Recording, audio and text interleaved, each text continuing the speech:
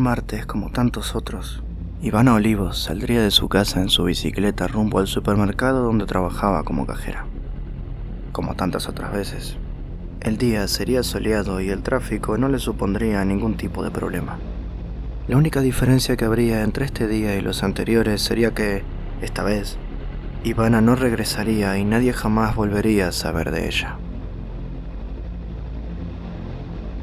Ivana era mi amiga y compañera de piso, por lo que cuando, una hora después de su horario de salida, su bicicleta aún no se encontraba en el vestidor del edificio ni sus llaves sobre la mesilla junto a la puerta, comencé a preocuparme. Y tras varios infructíferos intentos por comunicarme con ella, comencé a molestar a sus compañeros. Bien sabía que Ivy no era la persona más sociable del mundo, sobre todo en su trabajo, pero aún así, tenía la esperanza de que supiesen más que yo. Esperanzas que se vieron mermadas con cada llamada, pues ninguno de ellos la había visto después de que cerrasen las cajas. Después de media docena de llamadas a amigos en común y no tan en común, e inclusive a su ex mientras me revolvía nerviosamente por el pequeño departamento, comprendí que la mesa atestada de papeles y mi estómago vacío serían asuntos que tendrían que esperar, jurándome a mí misma que mataría a Ivana si toda aquella situación podía resumirse en meros despistes por su parte. Tomé mis llaves y abandoné la seguridad y calidez de mi hogar para adentrarme en la gélida oscuridad. El supermercado constaba de un enorme almacén reacondicionado para que su aspecto industrial fuese más amigable a la vista con el público, con la entrada principal siendo dos enormes puertas de cristal conectadas a una cadena de ventanales a través de los cuales podía apreciarse todo el patio interior. Cuando llegué, me recibió la atenta mirada de faroles que, a través de nubes de polillas que revoloteaban a su alrededor, parecían escrutar cada uno de mis movimientos desde todo el estacionamiento. Estacionamiento que usualmente solía estar abarrotado de vehículos entrando y saliendo y de personas empujando carritos con la mínima para sobrevivir una semana más, pero que ahora podía atravesar con tranquilidad, pues el único vehículo allí era el BMW del jefe de Ivy. Aparqué frente a la entrada y caminé al interior. La puerta aún estaba abierta. Mis pasos resonaban en el silencio que hasta entonces parecía dominar el patio interior y probablemente el resto del edificio, a excepción de una oficina con las luces aún encendidas y la puerta entreabierta, hacia la que me dirigí. Toqué 2 veces y me abrí paso al interior. El hombre calvo y cincuentón que dirigía este lugar se encontraba al otro lado de un escritorio lleno de papeles, tecleando en una computadora que tendría por lo menos mi edad. «Ya cerramos», suspiró sin apartar la vista de la pantalla. ¿Ya se han ido todos sus empleados? Inquirí. «¿Disculpe?» El hombre dejó de teclear desentendido y volteó a verme. Una de sus empleadas, Ivana, trabaja aquí en las cajas. Su turno terminó hace ya unas horas y no sabemos nada de ella. «¿Y qué te hace pensar que puede estar por aquí?» Yo no lo sé. Y realmente no lo sabía. «Mira, Linda, tu amiga salió de aquí junto con todos los demás. Tal vez solo decidió ir a tomar algo al salir de aquí. Muchos de sus compañeros lo hacen. Ahora, si me disculpa...» De acuerdo. Haciendo un ademán con su cabeza en dirección a la computadora. Asentí con resignación y, aunque dudé, terminé dando la vuelta y volviendo sobre mis pasos hacia la salida. Atravesar el oscuro patio de entrada sin más opciones se sintió como una eternidad. De vuelta en el frío exterior, intenté llamar a Ivy nuevamente, y nuevamente sin éxito. Lágrimas comenzaron a brotar por mi rostro mientras un nudo se formaba en mi pecho. Mientras me dirigía a mi coche, vi a un hombre, cabello claro peinado hacia atrás y una barba profusa, metido en un overol, cargando un carrito con bolsas de basura en dirección a un contenedor. Presumiblemente, el limpiador del lugar. No tenía nada que perder, así que me acerqué a él. Disculpe, señor. El hombre volteó a verme y pude ver su rostro arrugado. Disculpe, mi amiga trabaja aquí. Debió salir hace ya unas horas, pero no sabemos nada de ella. ¿Usted la vio salir? Al oír mis palabras, el hombre me miró con ojos de entendimiento, como si hubiese oído aquellas palabras ya 1000 veces, y asintió. ¿En serio? No, Respondió y volteó a ver nerviosamente a su alrededor.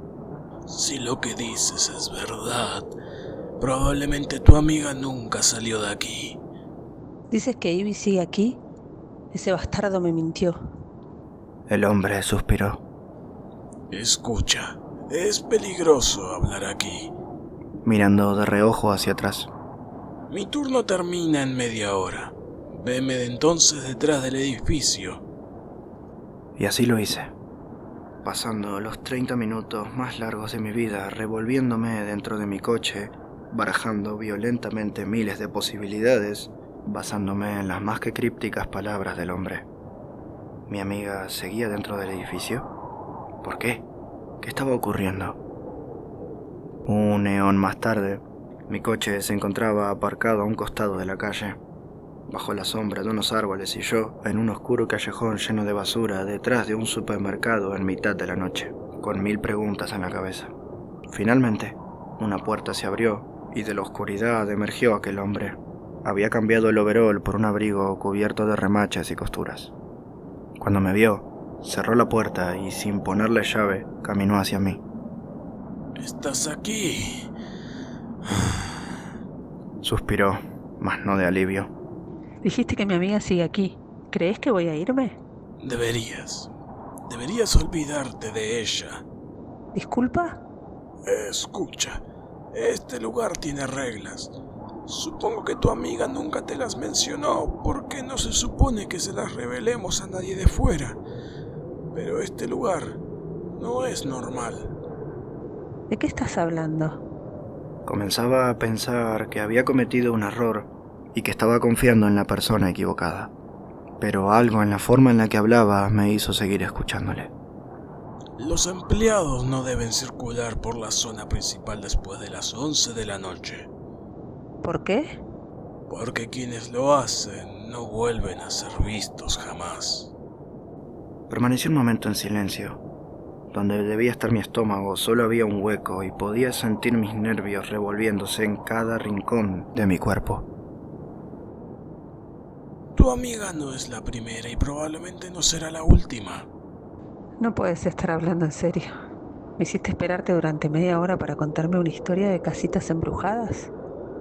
Creerlo no es tu problema, pero varios de ellos fueron reportados. Puedes buscarlo. Todo está en internet hoy en día. Ninguno de ellos fue encontrado. Pero entonces, un pequeño rayo de luz se hizo hueco en la vorágine de sinsentidos que era mi cabeza. Su bicicleta. ¿Cómo dices? Su bicicleta no estaba aquí cuando llegué. El hombre negó con la cabeza e hizo un ademán para que le siguiera, atravesando el callejón hasta un contenedor tapado con una manta sucia. Al verla, aquella luz comenzó a apagarse y cuando el hombre la levantó lo suficiente como para que pudiera ver lo que había debajo, no pude hacer más que llorar. Era su bicicleta. No sabemos qué es eso, no sabemos por qué. Solo podemos seguir adelante, valiéndonos de las reglas para protegernos. En verdad lo lamento. Permanecí de rodillas, el rostro oculto bajo mis manos, empapado en lágrimas.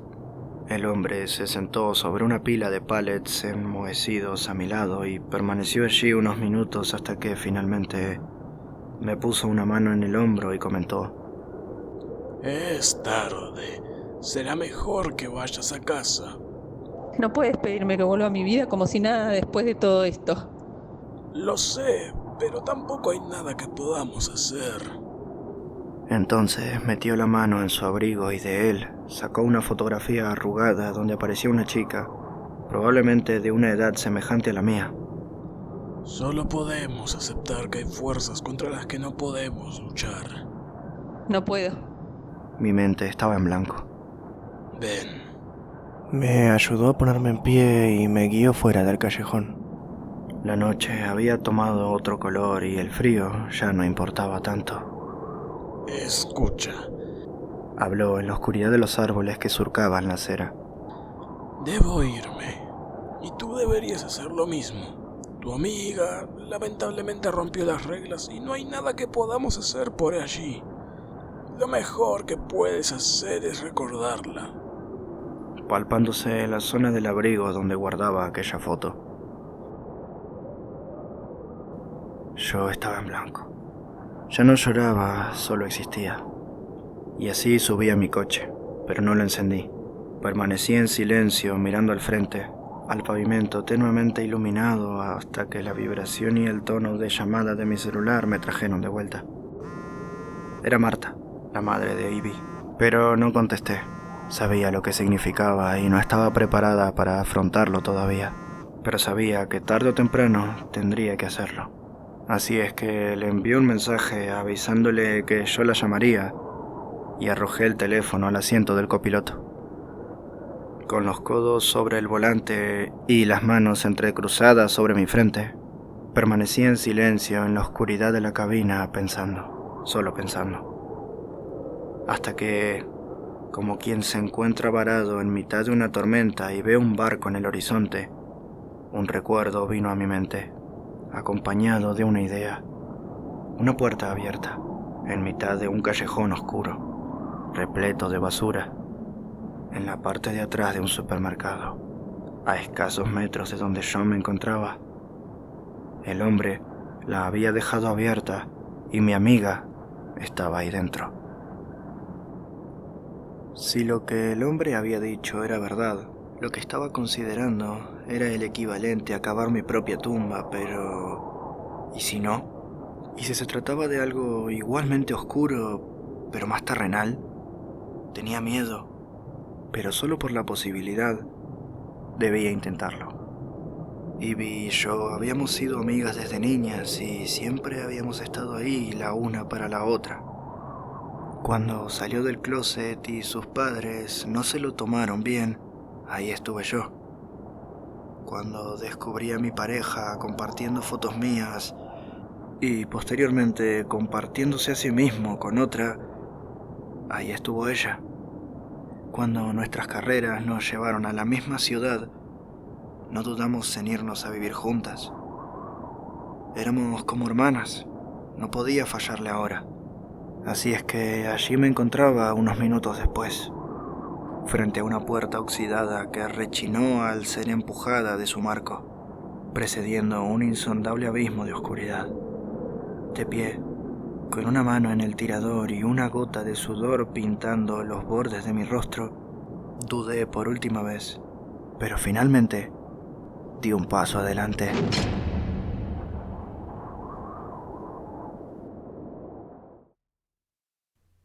Una hora después de haber estado en la oficina del responsable del supermercado más grande del pueblo, me encontraba del otro lado del edificio, atravesando pasillos abisales, valiéndome únicamente de la linterna de mi teléfono para no besar cada pared con la que me encontrase.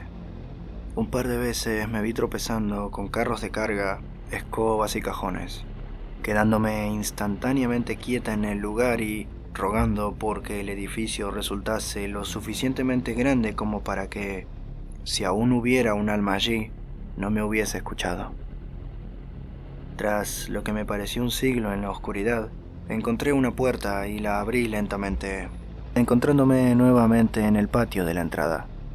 Miré a mi alrededor, aún pegada al marco de la puerta, por si el director aún siguiese en su oficina, pero las luces ya estaban apagadas y la puerta cerrada.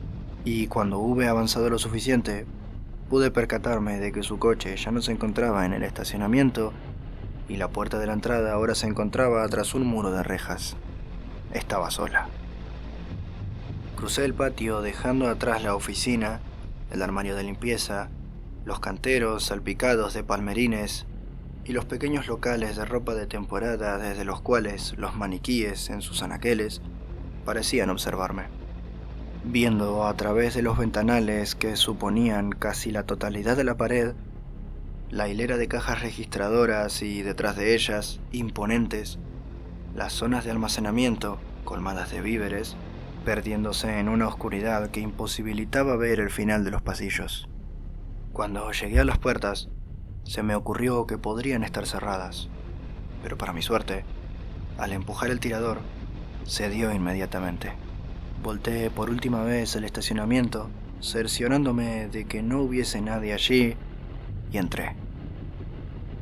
La sección principal del supermercado constaba de 2 hileras de zonas de almacenamiento que iban de un extremo a otro, incluidas las paredes, ambas separadas entre sí por otras 2, una al lado de la otra, dejando un espacio entre medio y en cada extremo para cruzar entre ellas, por lo que, según en qué pasillo te encontraras, es imposible llegar a ver el otro lado del almacén.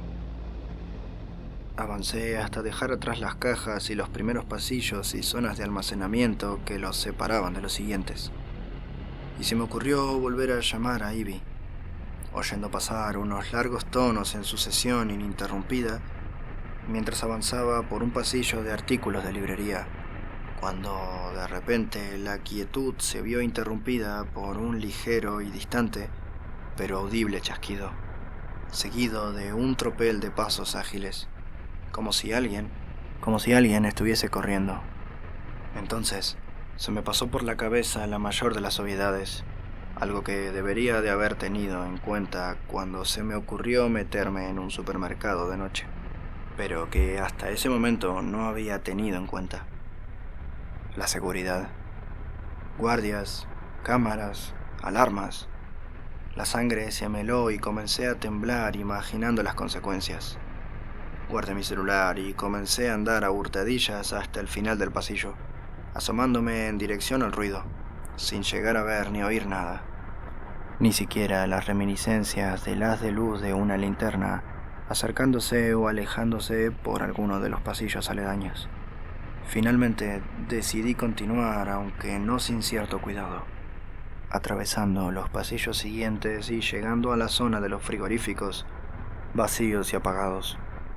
Mis ojos ya se habían acostumbrado a la oscuridad del lugar, mermada apenas por los débiles ecos de luz que se abrían paso a través de los paneles de ventanales en lo alto de una de las paredes, por lo que no fue hasta que estuve a solo unos metros de los frigoríficos que la vi. Unas pequeñas manchas en el cristal de una de las heladeras, casi imperceptibles, pero difíciles de obviar una vez que te percatabas de ellas. Me agaché para verlas y comprendí lo que eran. Dando un paso atrás, tropezando y sentándome en el suelo de la impresión. Sangre. Mi primer pensamiento fue que había alguien más aquí y que pudo haber atacado a Ivy. Y el impulso inmediato fue volver a llamarla. Pero cuando me disponía a extraer el celular de mi abrigo, el sonido de algo cayendo al suelo y deshaciéndose en pedazos hizo saltar mis alarmas. El sonido venía de la sección de bebidas alcohólicas en el extremo opuesto al que yo me encontraba. El primero en hablar fue el instinto de autoconservación, instándome a correr hacia el otro lado, a regresar por donde había venido y olvidar toda esta locura. Pero inmediatamente después, la idea de que Ivy podría estar allí pasó por mi cabeza y terminó ganando la discusión. Acercándome con cautela hacia ese pasillo y asomándome desde una esquina, encontrándome con los pedazos de una botella rota regados por el suelo y al final del pasillo, una figura humanoide, de pie pero en una postura incómoda, de espaldas a mí, sus rasgos ocultos por la falta de iluminación. El miedo se apoderó de mí y me dispuse a volver. Pero al voltear en dirección a los frigoríficos, me encontré frente a un muro, formado por una zona de almacenamiento llena de productos de limpieza. Algo definitivamente estaba mal con este lugar. Me quedé helado un momento sin comprender nada de lo que estaba ocurriendo a mi alrededor, pero unos pasos, pesados pero irregulares, acercándose por el pasillo de las bebidas, me hicieron despertar y encaminarme rápida pero sigilosamente por el pasillo de al lado.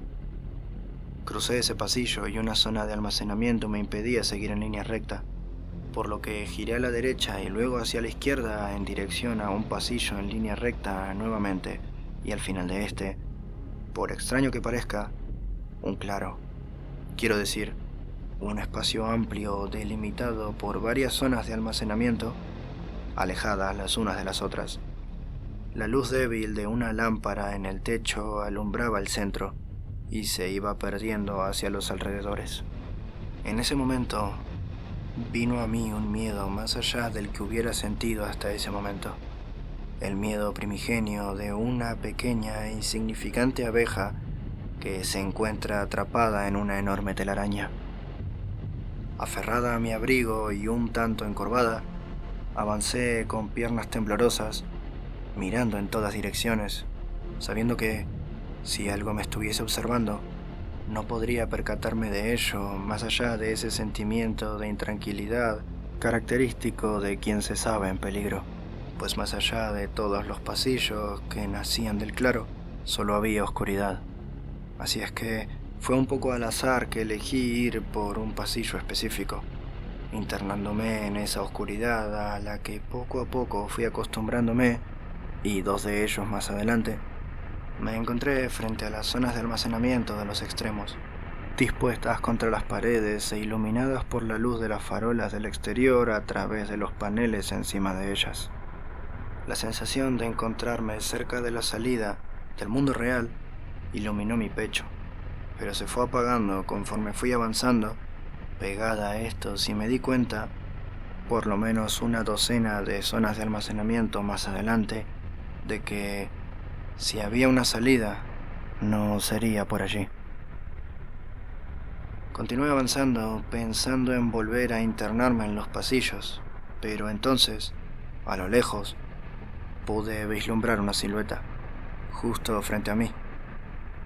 Mi primer pensamiento fue que se tratase de esa cosa en el pasillo de las bebidas, pero su postura, aunque algo encorvada, era la que se suponía de un humano, y conforme fui acercándome, pude percatarme de más detalles. Se trataba de un hombre, sí, de espaldas a mí, su ropa sumamente descuidada y su cabello largo y enmarañado. ¿Hola? Le alerté de mi presencia. El hombre al instante se giró y me observó.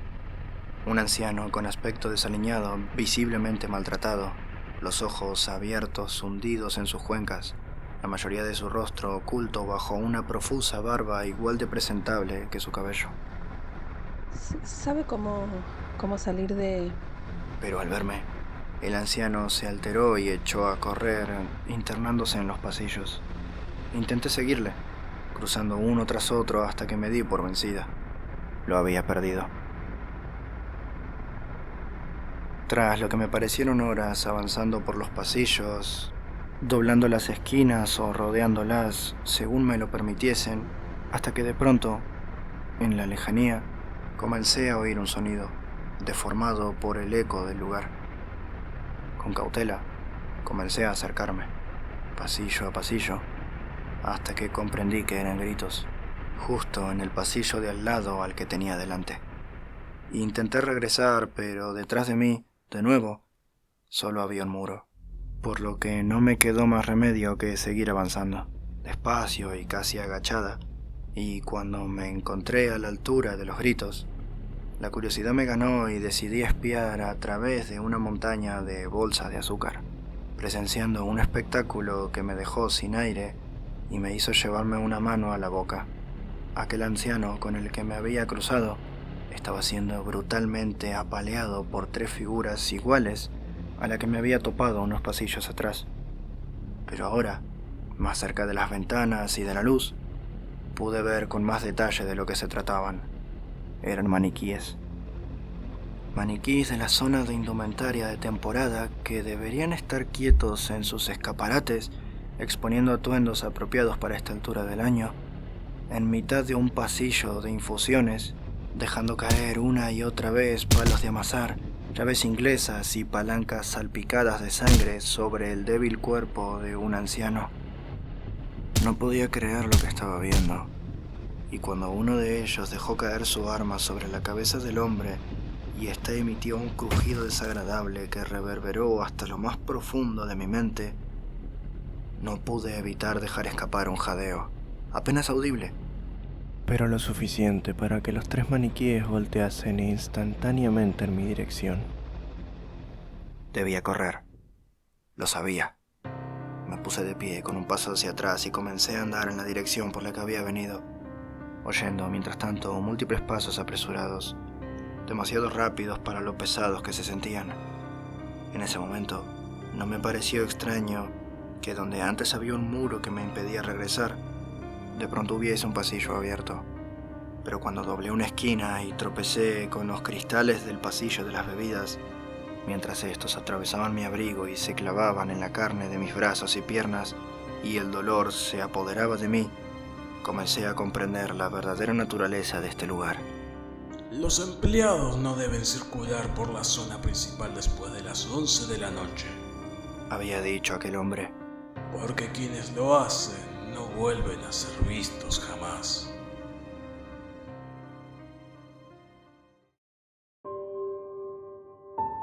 Esta vez, al final del pasillo no había nadie, pero no podía relajarme, por lo que, pesadamente y con sangre chorreando de mis brazos y cristales desprendiéndose de mi abrigo, me puse de pie y seguí corriendo en línea recta, luego encontrándome con un muro y girando a la izquierda, luego a la derecha, luego en línea recta, luego otra vez a la izquierda, sin ver en el horizonte más que otro pasillo u otra zona de almacenamiento bloqueando el camino. Lágrimas comenzaron a brotar de mi ya enrojecido rostro.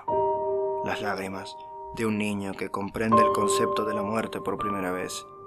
Las lágrimas de alguien con sueños y metas por cumplir a quien le detectan una enfermedad terminal. Las lágrimas de una estudiante que entiende que morirá encerrada en un supermercado. La visión de un montón de maniquíes alrededor de mi cuerpo, tendido en el suelo y despedazado a golpes, de mi cráneo hundido debajo de una llave inglesa como el de aquel anciano, nubló mi mente. Ya no sabía hacia dónde me dirigía ni por qué seguía corriendo en primer lugar. Ya ni siquiera oía pasos detrás de mí, pero aún así seguía corriendo. Y seguí corriendo hasta que los pulmones me lo impidieron y tuve que parar, agarrándome las rodillas y jadeando desesperadamente en mitad de un pasillo de artículos de librería. Frente a mí, otra vez un muro. Casi podía sentir cómo las paredes se reían de mí, de mis fútiles esfuerzos, de mi inutilidad, de mi desesperación. Entonces, en un arranque de ira, cual cuerno de guerra que precede al tropel de un ejército, lancé un grito desde lo más profundo de mi ser, cargado de frustración e impotencia, y comencé a tomar todo lo que veía a mi alrededor y arrojarlo violentamente al suelo, pisoteándolo mientras ardía en lágrimas. Ya no oía pasos, pero tampoco me importaba. Al contrario, quería lanzarme contra el director, contra aquel hombre, contra lo que fueron esas cosas. Así me costara la vida. Al fin y al cabo, ya no importaba. Entonces tropecé con un montón de hojas de papel que yo mismo había arrojado al suelo y caí. No intenté levantarme. Permanecí allí varios minutos, extrañamente más tranquila y con la neblina que opacaba mi mente un poco más disipada. Mi pecho se inflaba y contraía cada vez más lento, y la sangre que aún brotaba de mis brazos manchaba las hojas de papel y el suelo debajo de mí. Aún en el suelo, levanté mi brazo a la altura de mi rostro. Pude ver las heridas que había intentado ignorar hasta entonces, y pegado a estas se encontraba un papel. Mi primer impulso fue agitarlo para despegarlo, pero pronto, tal vez producto de una aceptación que llevaba gestándose en mi mente los últimos minutos, vino a mí una idea. Tu amiga no es la primera y probablemente no será la última, había dicho aquel hombre, y sus palabras ahora tenían un peso mucho más significativo para mí. Con un esfuerzo titánico, tanto físico como emocional, levanté mi espalda y me senté. Vi las hojas a mi alrededor y supe lo que tenía que hacer. Tanteé entre todo el desorden hasta encontrar un bolígrafo. Me puse de pie con esfuerzo y busqué una libreta a la que mi ira no hubiese alcanzado. Cuando encontré una, aún descansando junto a sus semejantes, la tomé y volví a sentarme, recargándome contra los estantes inferiores, y me puse a escribir todo lo que acabas de leer. Tal vez no sea la última, tal vez la siguiente ni siquiera lea esto, tal vez, muy probablemente, llegue a manos de una persona que pocas intenciones tenga de cometer mis mismos errores. Pero tal vez, solo tal vez, llegue a las manos correctas. Y solo por esa posibilidad y como una forma de desahogo, que estas sean mis últimas palabras.